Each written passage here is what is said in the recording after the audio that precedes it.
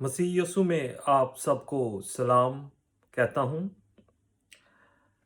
मैं खुदा का शुक्र करता हूँ इस बात के लिए कि आप सब लोगों ने खुदा के कलाम को पूरे दिल से और बड़े जोश और खरोश के साथ पेश किया है।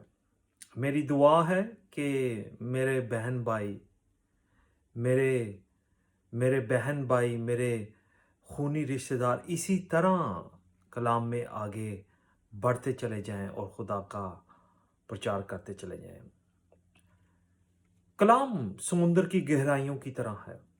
हम जितना उसको समझते हैं उतना ज़्यादा हमें मिलता जाता है। जितना हम उसे इस्तेमाल करते हैं, प्रीच करते हैं, हमें और मिलता जाता है। तो हम इस बात का शुक्र करते हैं। Well done to everyone. मैं आप सबको मुबारकबाद पेश करता हूँ। आमीन। Keep going. तो चलें इस नजात के टॉपिक को आगे लेकर चलते हैं और इसको एक दूसरे एंगल से देखते हैं और इसकी और ज़्यादा गहराइयों में चलकर इसका मताला करते हैं। तो रोमियो का खत उसका 3 बाब उसकी 23 आयत कहती है कि सब ने गुनाह किया और खुदा के जलाल से मरहूम हुए। आदम से लेकर जॉन द बैप्टिस्ट तक और आफ्टर जीसस क्राइस्ट सब ने गुनाह किया। नबियों, पैगंबरों ने, पैट्रियार्क्स ने, noble man and noble women, सब ने गुनाह किया। कोई भी गुनाह के बगैर नहीं है और खुदा के जलाल से मरहूम हुए। इसलिए कोई भी खुदा के पाक पाकीज़गी के मुताबिक और खुदा के स्टैंडर्ड्स के मुताबिक ज़िंदगी गुजार ना सका। कोई भी खुदा की दी हुई रास्तबाजी के मुताबिक उसको पूरा नहीं कर सका।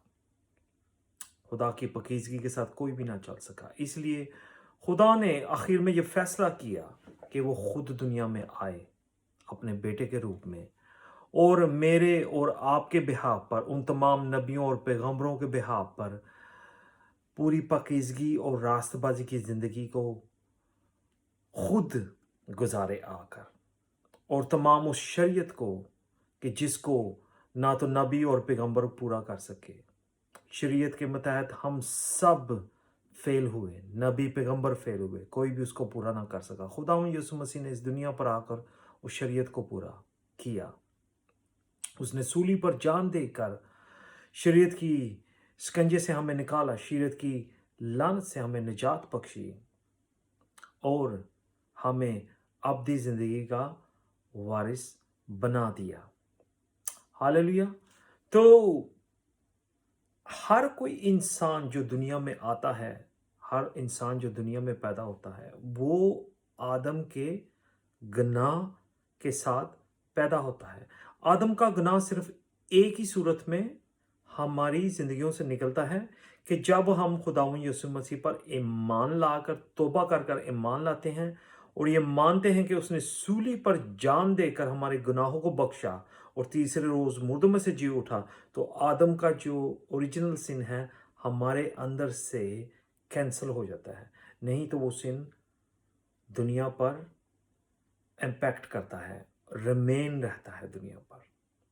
हालेलुया। तो यूहन्ना उसका 3 बाब उसकी 16वीं आयत कहती है कि खुदा ने दुनिया से ऐसी मोहब्बत की कि उसने अपना इकलौता बेटा बख्श दिया। जो कोई भी उस पर ईमान लाएगा शर्मिंदा ना होगा बल्कि उसको हमेशा की ज़िंदगी मिलेगी। जिसके पास बेटा है उसके पास निजात है, उसके पास हमेशा की ज़िंदगी है। अमाल उसका 4 बाब उसकी 12 आयत कहती है कि ज़मीन और आसमान के तले, ज़मीन पर या ना आसमान पर कोई ऐसा नाम नहीं है कि जिसके ज़रिए हमको निजात मिल सकती है। सिर्फ खुदावंद यीशु मसीह के ज़रिए हमको निजात मिल सकती है। तो निजात हासिल करने का क्या तरीका है? उसके रोमियो के 10 बाब और उसकी 9 आयत में लिखा है कि अगर हम अपने गुनाहों का इकरार करें, अपने मुंह से कन्फेस करें, इकरार करें कि खुदावंद यीशु मसीह बाप हमारे लिए उसने जान दी और तीसरे रोज़ मुर्दों में से जी उठा और हम अपने दिल में उसका यकीन करें, तो हम मौत से ट्रांसफर होकर जिंदगी में दाखिल हो जाते हैं। हमें अब्दी की जिंदगी मिल जाती है, हमें नजात मिल जाती है। अफसियों उसका 2 बाब और उसकी 8वीं आयत कहती है कि नजात खुदा के फजल से हमें तोहफे में मिली है। लेकिन अब मैं आपको गौर करना, आप प्लीज इस बात पर गौर करें कि अगर आपको कोई तोहफा दे और आप तोहफे को लेकर एक जगह पर रख दें और कभी भी उसको खोले ना, तो उस तोहफे का क्या फायदा है? नजात ऐसी चीज है कि जो उसको मिलने के बाद हमें उसको नजात का तजर्बा हासिल करना चाहिए और नजात में चलना चाहिए। हालेलुया। नजात को हम ऐसे भी बयान कर सकते हैं कि नजात ऐसी है कि जैसे हमें आसमानी स्कूल में दाखला मिल गया है। ठीक है, जब हमें निजात मिल जाती है तो हमें आसमानी स्कूल में दाखला मिल जाता है। हम चाहे कितने भी नालायक स्टूडेंट हैं, हम ऑलवेज पास होंगे। ये अलग बात है कि हम दाखला मिलने के बाद कभी उस स्कूल में जाएंगे नहीं, तो वह हमें यकीनन फेल हो जाएंगे। हालेलुया।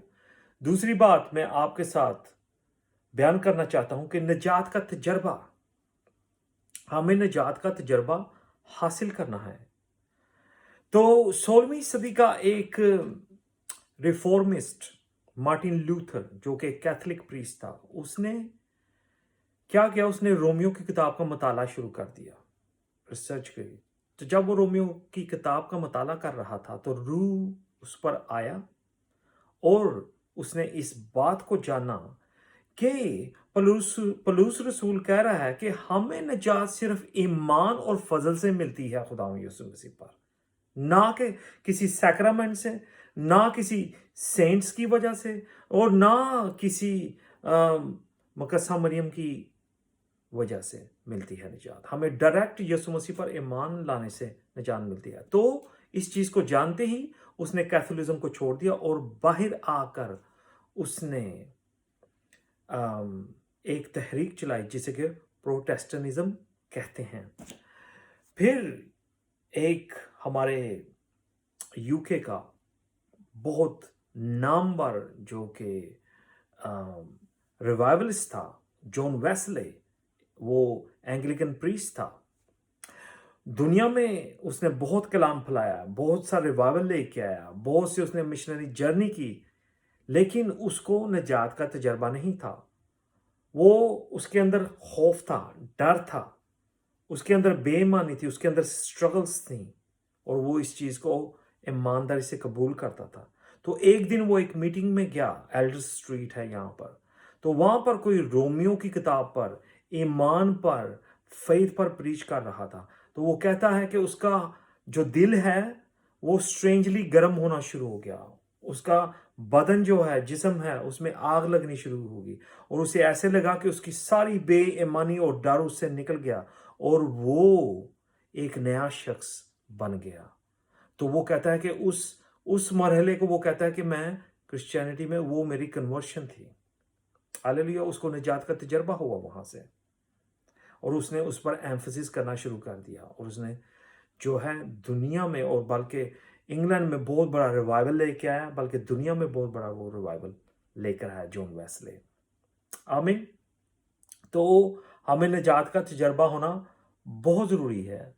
फिर उसके बाद जो तीसरी बात मैं आपको यह बताना चाहता हूं कि क्या हम निजात को खो सकते हैं? हाँ, हम निजात को खो सकते हैं। तो अगर हम मकाशवे की किताब उसका 3 बाब उसकी 5 आयत पढ़ें, तो उसमें लिखा है कि जो लोग इस दुनिया की आजमाइशों को ओवरकम करेंगे, ठीक है, तो उनको सफेद लिबास दिया जाएगा और उनका नाम किताबे हयात में से नहीं निकाला जाएगा। इसका मतलब है कि जो नहीं ओवरकम करेंगे इस आजमाइशों को, दुनिया की आजमाइशों को, उनका नाम किताबे हयात में इवन दो लिखा गया है, लेकिन अगर वो पूरा नहीं उतरे उन आजमाइशों पर, तो किताबे हयात से उनका नाम निकाला जा सकता है। तो हम सल्वेशन लूज कर सकते हैं। फिर आप देखते हैं मकाशफी की किताब उसका 2 बाब उसकी 10वीं आयत, उसमें लिखा है کہ اگر تو جان دینے تک ایماندار رہے گا، وفادار رہے گا، تو ہی تجھے زندگی کا تاج ملے گا۔ تو ہمیں انٹل ڈیتھ جو ہے، جان دینے تک ہمیں خداوند کا انکار نہیں کرنا، بلکہ اس کے حکموں پر چلنا ہے، اس کے ساتھ خدا کے کلام میں آگے بڑھتے ہی چلے جانا ہے۔ آمین۔ نہیں تو ہمیں زندگی کا تاج نہیں ملے گا۔ آمین۔ تو آخر میں آپ لوگوں کے لیے ایک حوالہ پڑھنا چاہتا ہوں، فلپیوں کا خط، اس کی 2 باب اس کی 12 آیت کہتی ہے کہ پس اے میرے عزیزو، جس طرح تم ہمیشہ سے فرما برداری کرتے آئے ہو، اسی طرح آپ بھی نہ صرف میری حاضری میں بلکہ اس سے بہت زیادہ میری غیر حاضری میں ڈرتے اور کامتے ہوئے اپنی نجات کا کام کیے جاؤ۔ تو ہمیں اپنی نجات ہے جو وہ ود فیئر اینڈ ٹریمبلنگ، ہمیں ڈر کے ساتھ اور ٹریمبلنگ کے ساتھ اپنی جو نجات ہے اس کو قائم رکھنا ہے، اس کو مینٹین رکھنا ہے، خدا کے کلام میں چلتے جانا ہے، خدا کے جو سکول میں، اس کے چرچ میں ہمیں داخلہ ملا ہے اس میں ہم نے پڑھتے چلے جانا ہے، نہ کہ داخلہ ملنے کے بعد اس سکول کا منہ بھی کبھی نہیں دیکھنا۔ تو خدا کا سکول کیا ہے؟ خدا کا سکول خدا کا چرچ ہے، خدا کی بادشاہی ہے، بائبل سٹڈیز ہیں، ٹھیک ہے، خدا کے ساتھ اس کے مشنز میں ہم نے بڑھ چڑھ کر حصہ لینا ہے، تو پھر ہماری جو نجات کا تجربہ ہے وہ بڑھتا ہی چلا جائے گا۔ آمین۔ خداوند میں آپ سب کو بہت بہت برکت ملے اور آپ خداوند میں اور اس کے نجات کے تجربے میں بڑھتے ہی چلے جائیں۔ God bless you abundantly. آمین۔